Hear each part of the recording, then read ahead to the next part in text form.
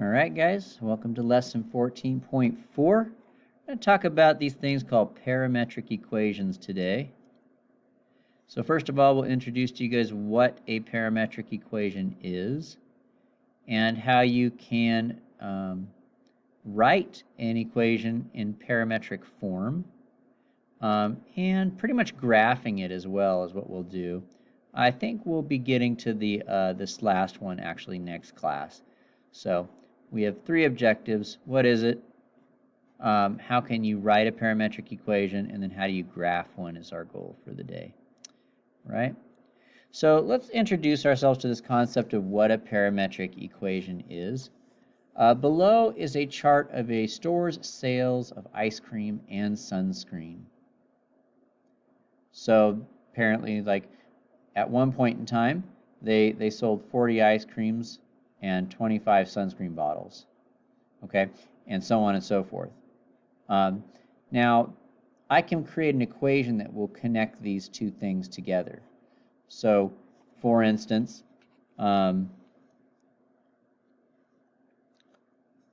we have, let's say I represents ice cream and S represents sunscreen. So I would be plugging 40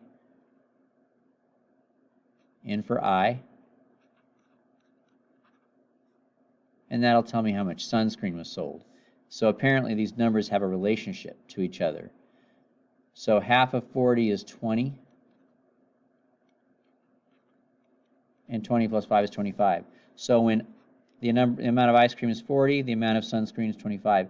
So basically, based on how much ice cream a person's selling, they can predict how much sunscreen they're going to sell using this little formula here. The sunscreen will always be half the amount of I plus 5. Now, since sunscreen and ice cream have a relationship like that, you could say that sunscreen is a function of ice cream. And we could rewrite it like this. So S is a function of I. And we could even graph it. We could plot all these points on a graph and kind of see how they're related to each other. As the amount of ice cream increases, the amount of sunscreen goes up also. Okay? But why do you think it is that ice cream and sunscreen both increase at the same time? Well, it's not because people buying ice cream causes them to buy sunscreen. That's not why. Ice cream doesn't cause sunscreen purchasing. What's happening is really there's a third variable that causes both of these things to change. On what kind of day would it be if there was a whole lot of ice cream sales and there was also a whole lot of sunscreen sales? Well, that must be a day when it's pretty hot. So in other words, it's not that ice cream causes more sunscreen purchasing, but rather there's a third variable that's actually controlling both of them. So the hotter the temperature, the more ice cream and the more sunscreen you buy, okay? And so this third variable, which is really the secret variable controlling both of these, is what we call the parametric, okay? Now, in other words, I can write the amount of ice cream sold as a function of the temperature. So for instance, now I just figured these equations out myself. You guys aren't going to have to do that, but here's an example. If the temperature is 70, I can find out how much ice cream is sold using this formula here. I just have to plug in 70 for the temperature. 2 times 70 is 140 minus 100 is 40. Now for that same temperature, though, I can use this equation to find out how much sunscreen is sold. By plugging in 70 for temperature here, I get 25. And there it is. So really, it's the temperature that's predicting how much both ice cream and sunscreen are being sold. It looks like ice cream and sunscreen are kind of related to each other, like the amount of ice cream is causing the amount of sunscreen we're buying, but that's not really what's going on. What's going on is there's a third variable that's really controlling what's going on behind the scenes. So instead of having one equation that has two variables in it, I've got two equations, one for S and one for I, and both of them have a t in it, and that t is the third variable that controls both of them. And that third variable is what we call the parametric. Okay, So that's what a parametric equation is. A parametric equation is when you have two separate variables being controlled by a common third variable, and as a result you get a graph that's really has a secret variable attached to it. So here's our definition. A set of two or more variables, x and y, that are each controlled by a third common variable, and that variable t is called the parametric. Most often that parametric variable will be time, but on the last example it was temperature. Okay, but time is the most common one. Okay, now let me give you guys another example of a parametric equation that we've already seen this year. All right, you guys might recall the unit circle, that any point on the unit circle is going to have some coordinates associated with it, right? X and y. You may also recall that to find the x variable, all we had to do was find cosine of the angle that goes to that point, and to find the y, we just had to find the sine. This is a parametric equation. We have two variables, x and y, which are being controlled by a third variable, the angle. That's a parametric equation. So for instance, let's say that theta equals 135. Well, if I wanted to find out what x is at that point, I would do cosine of 135. And that would be approximately negative 0.7. And if I wanted to find out what y is, that would be sine of 135, which is also negative 0.7. So if I go left 0.7 and up 0.7, I would be right here. So this variable, the angle, is determining what the x and the y is. And so that angle is the parametric. And then this is what we call a parametric equation. We have two variables, x and y, that are being controlled by a third variable that they have in common. In this case, it's an angle. Now, like I said, for most parametric situations, that third variable will be time. But it can be other things. Now, parametric curves often have a direction that they travel. So, for instance, here's the curve that's being traced out for the x's and y's. So I don't have the equation for this up right now, but there's a pair of equations. There's one equation for x, and it has t in it. There's another equation for y, and it has t in it. And if I just plug in negative 2, for instance, I would get this point. And if I plug in negative 1 to each of the equations, I would get this, and so on. Now, as I do that, it's going in a direction, and that's what these arrows mean. As time goes on, as time increases, our graph moves in this direction. It's possible for it to go in another direction too if I just made the equations different. But the point is that parametric equations actually force your graph to go in a particular direction, and we indicate that direction with arrows. The direction may also be referred to as an orientation. All right, so we're going to do our first example here. So to do this, we're just going to make a table, okay? We're going to have our parametric variable first on the left. We're going to have our x equation.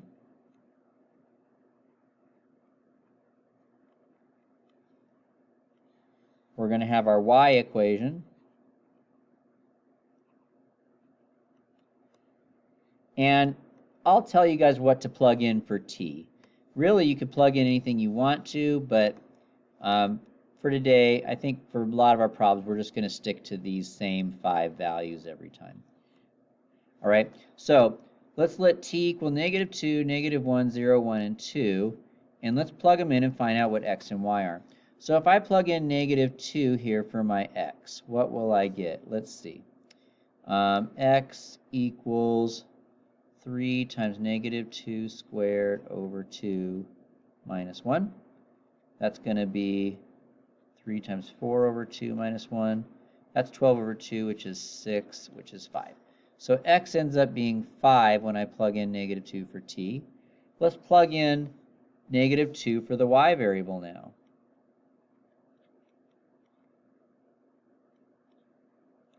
That's going to be -6 minus 1, which is -7. So the y variable ends up being -7. And this is a point, 5, -7. So I'm going to go over 5 and down 7, and that's a point right there. And that's at t equals -2. So we'll label that as t equals -2. Let's do another one. Right, so I'll do one more, and then after that I'll kind of just buzz through the rest of them in the interest of time. So we have a little typo there, just a second. So we'll go ahead and do -1 next. Now with this one we're going to get some fractions.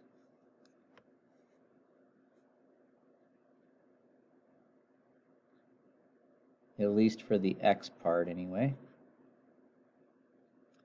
-1 squared is 1. 1 times 3 is 3. Divided by 2 is 1.5. Take away 1 is 0.5. So I just did a whole lot of math in my head there, but basically if you simplify this you get 0.5. Now let's go ahead and do the y variable. I'll plug in -1 here, and that's going to give me -4. So my next point is going to be at 0.5 and -4, so that's here. And we'll call that one t equals -1. I guess I should put it in my table. Let's do one more. We could do one more. This one's really easy to do, 0. If you plug in 0, that's just 0, and you're left with -1 for the x. And if you plug in 0 here, that goes away, and you're left with -1 for the y. So at 0, we have -1, -1, and that's at t equals 0. Okay? So I'd like you guys to go ahead and pause the video here and do the other two, and when you unpause it, I'll have the solutions up for you. All right, so there's that. Now, we also want to indicate the orientation. So we started down here at -2. So I'm going to draw a line. I'm going to try to, I'm doing, that's kind of hard to do. I'm using an interesting little drawing pad, and that's kind of hard for me to connect these dots. Just a second here. All right, so there's what the curve would look like, but we also want to put the orientation down there. The first point I plotted was down here, and so we were moving in this direction. So I'm going to put some arrows on here to indicate the fact that my graph was moving in this direction.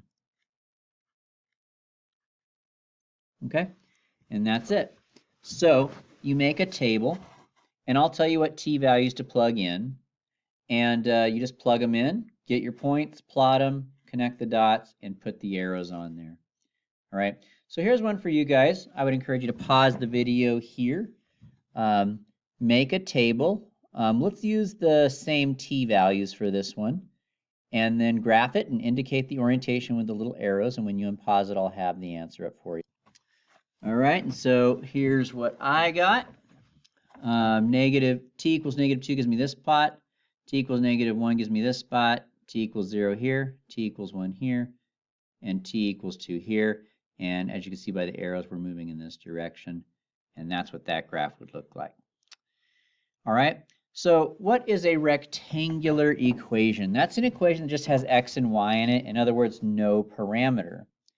So just like back here in our example earlier before, I rewrote this equation up here as two separate equations with a parameter. But there is a way that we could put these equations together in order to get rid of the t and just have this again. And that's called eliminating the parameter and writing it in rectangular form. I think the reason they call it rectangular, I'm just guessing, is because you have two variables only instead of three. And as a result, when you plot it on the x and y axis, it's on a rectangular plane. But honestly, I could be wrong. I'm just guessing. That's why they call it rectangular. So a rectangular equation is one that doesn't have a parameter anymore. It's just an x and a y. And there is a way to take a parametric equation and change it into a rectangular equation. And there's also a way to write a rectangular equation in parametric form. And so that's what we're going to do here. We have two different things here. The part that has the y and the x in it, that's the one that is the rectangular. So we should probably label this. This is the equation that has the y and the x in it. That's the rectangular equation. It just has an x and a y in it. It does not have a time in it. Now over here, here's my parameter. The parameter is t, more specifically. Okay? But t equals this. So they're telling me what t equals here. So the parameter is t, but what t equals is x over 3 minus 2/3. What I'm going to do is I'm going to use this parameter to rewrite this rectangular equation in parametric form. So the first step we're going to do is we're going to solve for x in the parameter. So what do I mean by that? I take this equation here, and I want to get the x by itself. So what would you guys do first if you wanted to get the x by itself? There's a few options there. I would personally like to get rid of the fractions, so I would just multiply everything by 3 first. So times 3 times 3 times 3. So here we have 3t. Here, these 3's cancel and leave me with x. These 3's cancel and leave me with minus 2. Now what would I do to get x by itself? I would add 2 on both sides. Oops, didn't want that extra little.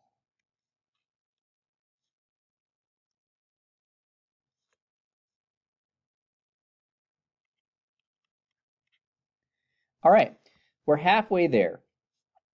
So I have my rectangular equation over here. I had my parameter. The first thing I want to do is I want to get the x by itself. So now I've got half of my parametric equation.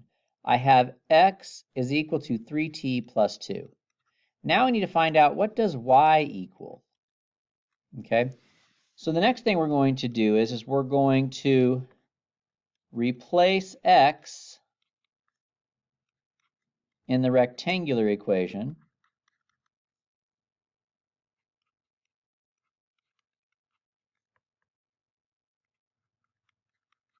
with the parametric expression.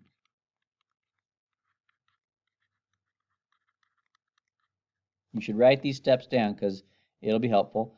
I'm going to replace x with the parametric expression in this rectangular equation.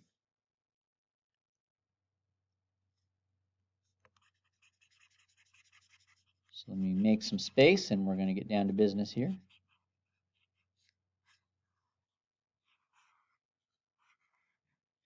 All right. So y equals negative. I'm replacing x with the parametric expression, which is 3t plus 2. Okay. Now, personally, I would be okay with just leaving it like this, but I think the software I use simplifies this a little bit. And actually, I shouldn't say simplify, although it is technically called simplifying. It just makes more work for us, so it doesn't seem like it's simpler. But we are going to want to simplify, is what we call it, but it actually just makes things harder. We're going to FOIL this out. So let's do that. 3t plus 2 squared. That means you multiply it by itself, and we're gonna FOIL it, okay, or use the box method of multiplication if you prefer.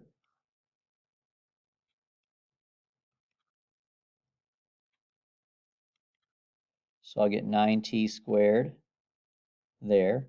Here I'll get 6t. Here I get 6t. and here I get 4. Attention staff and students, we have a test of the fire alarm, and so if you hear the fire alarm go off, you do not have to evacuate. Thank you. Sorry for that little interruption there. But there's that. If we were to expand it out, we're also going to want to distribute the negative there.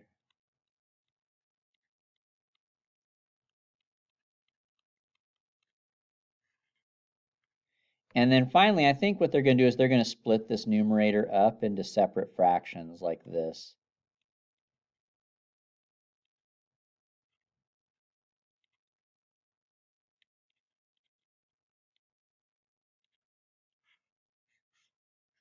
So they separate, they do this divided by 2, this divided by 2, and this divided by 2 separately. And so that's what our y parametric is.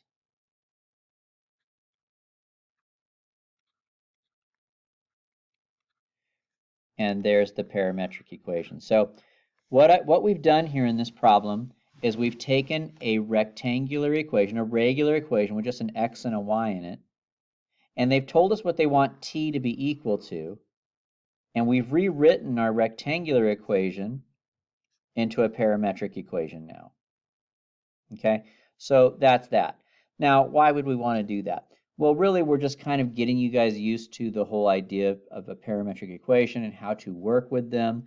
But sometimes it is useful to rewrite equations in parametric form because sometimes those two variables are controlled by some third variable, and it's helpful to write it that way. And so that is an example for number 2. So we have our 3 steps here. Take your parameter and solve for x. Then that's half of your work there.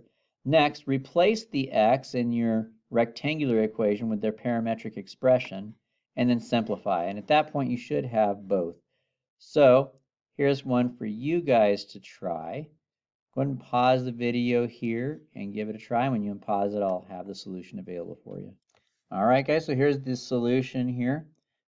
Step 1, you take the parameter expression, which is this one right here, and you solve for x. So I minus the 2, I divided by a -1, and I got x equals a -t and a +2, so I just made it 2 minus t.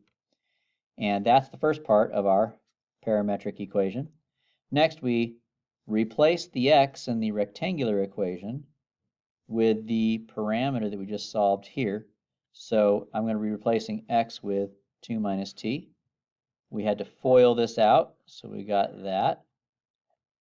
Distribute the negative, and actually I need to switch some signs here. This is going to be a plus, and this is going to be a minus. Just realized I got some signs wrong there. There we go. Distribute the negative and divide everything by 4, and you end up with this other expression over here for y. Okay? And that does it for all we're doing today. So today we learned what a parametric equation is. We learned how to graph them. And we also learned how to turn a parametric equation, a rectangular equation into a parametric equation. Okay? So that's that, and we'll see you guys in class to practice this stuff later on. Have a good one.